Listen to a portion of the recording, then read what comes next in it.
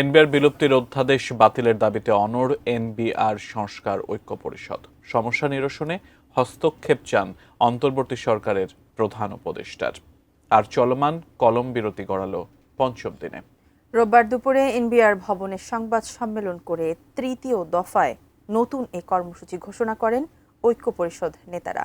মাহাদি সেকেন্দারের রিপোর্টে বিস্তারিত।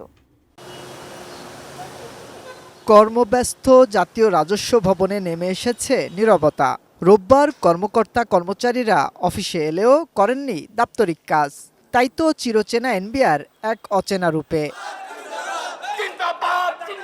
আন্দোলনের দ্বিতীয় দফায় কলম বিরতি বেলা ৩টা নাগাদ শেষ হলে সংবাদ সম্মেলনে জড়ো হতে থাকেন কর্মকর্তা কর্মচারীরা। এনবিআর কার্যালয়ে বিক্ষুব্ধ কর্মকর্তা কর্মচারীরা স্লোগানে জানান তাদের দাবি আদায়ে অনড় থাকার কথা।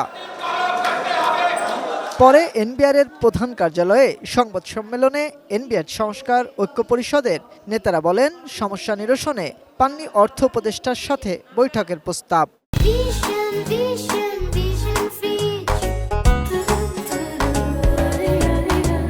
মিডিয়ার মাধ্যমে জানতে পেরেছি অর্থ উপদেষ্টা মহোদয় এনবিআর কর্মকর্তাদের সাথে আগামী মঙ্গলবার বিকেল ৩:৩০ আলোচনায় বসবেন, কিন্তু আনুষ্ঠানিকভাবে কোনো সুনির্দিষ্ট প্রস্তাব পায়নি। তারা জানান, অন্তর্বর্তী সরকারের প্রধান উপদেষ্টা বৈঠকের প্রস্তাব দিলে পাঠাবেন প্রতিনিধি দল। যেহেতু ঐক্য পরিষদের কোনো নেতৃত্ব নেই বর্তমানে, আমরা সবাই একসাথে কাজ করছি, সেই ক্ষেত্রে শুধুমাত্র প্রধান উপদেষ্টা যদি আমাদের সাথে কথা বলতে চান, আমরা একটা প্রতিনিধি দল পাঠাবো। পরে এনবিআর সংস্কার ঐক্য পরিষদের নেতারা ঘোষণা করেন নতুন কর্মসূচিও। আমাদের কর্মসূচি আগামীকাল ৯টা থেকে ৩টা পর্যন্ত চলবে।